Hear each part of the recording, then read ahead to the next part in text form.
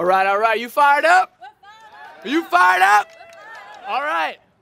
My name is also Guido, and this is probably the only time in my life you're going to have two consecutive speakers named Guido. It's very rare.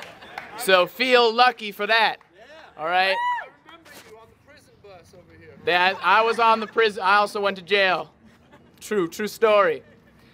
Brothers and sisters, thank you so much for being here. My name is Guido. This is Emma. We're student organizers with 99 Rise. And as David mentioned via Lauren, we are building the movement, waging nonviolent struggle to get big money out of politics.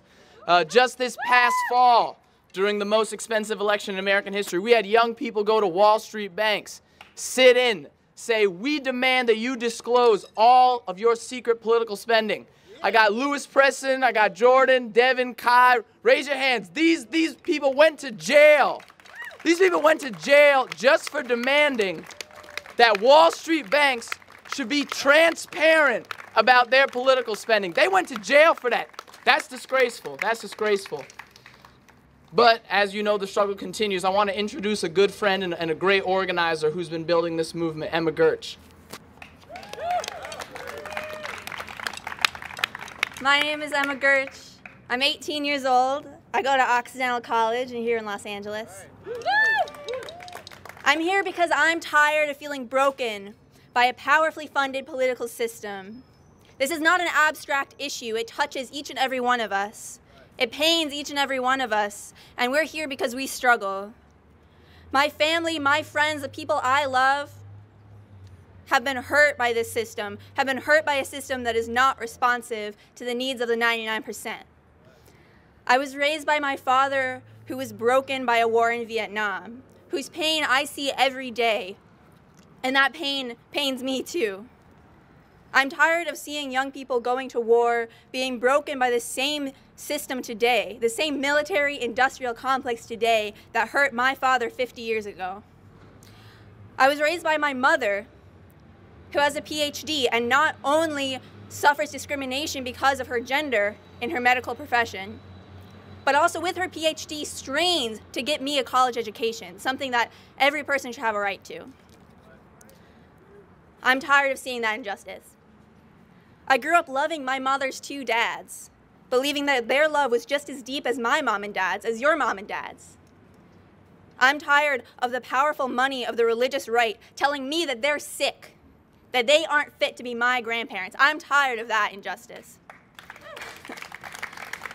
My best friend, who helped me get through a terrible period of depression when I was in high school, who inspired me with her love, with her action and power. Her house was foreclosed on in her first year in college, and she had to drop out. I'm tired of seeing people fail because a powerful system of money is investing in seeing them fail. I'm tired of seeing people fail like my best friend, like my friends, with all their love and their intelligence and their potential. I'm tired of seeing that injustice. Our generation was told that we could vote and have our voices heard. We were told to go to college, get a job, and the American dream would happen for us. But our voices are being silenced by a new era of corporate domination. The American dream has been stolen from young people in this country, from everyone in this country, by big money in politics. Growing up, I saw that injustice. I felt that struggle. I felt that pain. But I felt powerless. I felt hopeless. I didn't think that I had the power to change things. But as I entered college last year, having no experience with social justice or organizing or anything, I made the choice to turn my pain, my anger, and my sadness into action. Last year, I joined 99 Rise and the movement of the 99% to get money out of politics. And I don't have to feel broken anymore. I don't have to feel hopeless anymore. I know that this movement is the answer to the trials that I and so many others have endured under the system of corporate domination. I'm standing with 99 Rise, and I ask you to stand with me. I ask you to be here with my pain. I ask you to feel your pain, because I know you have it. I know we've been hurt. I know you had struggles under this unjust system that does not represent us. I ask you to take that and turn it into action with me. With 99 Rise, we're taking to the streets and unleashing waves of mass nonviolent civil disobedience. We are the voice of the 99% saying we will not be silenced. I believe that we're part of something big. I believe that winning this will mean big changes. Whether it's foreclosure reform so my best friend can have a house, whether it's education reform so I and so many people like me can claim that education is a right, whether it's gay rights for my grandparents, women's rights, healthcare, or taking action to save our planet, you name it. Coming together and rising up to reclaim democracy and the American dream for the people, for the 99%, will be the ultimate victory. And that's why I'm here. That's why I'm asking you to be here with me, as I put my body on the line for democracy. Thank you, brothers and sisters. We have to be honest with ourselves. We have to be honest with ourselves about how high the stakes are in this fight. This is not an abstract issue. This is not an abstract issue. The people that we love, Emma's family, my family, have been affected by this.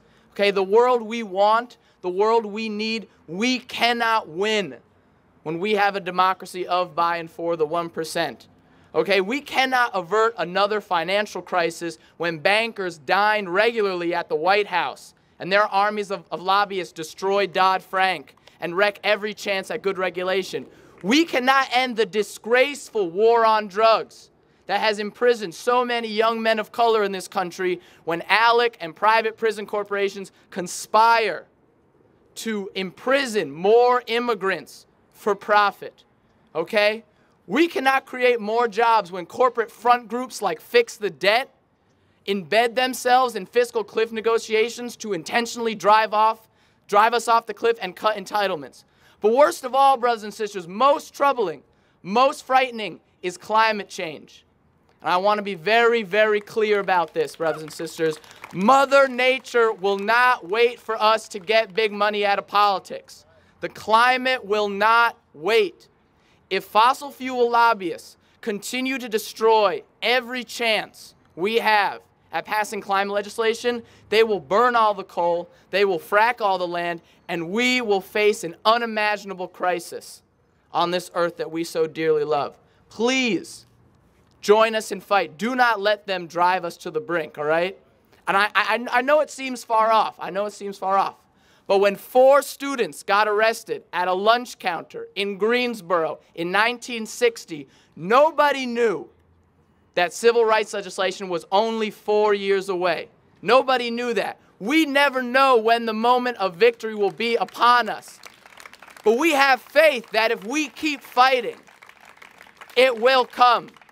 So like Jordan, like Devin, like Lewis, like Kai, you got to organize, educate, agitate, sit in, hunger strike, do what you can, join the movement.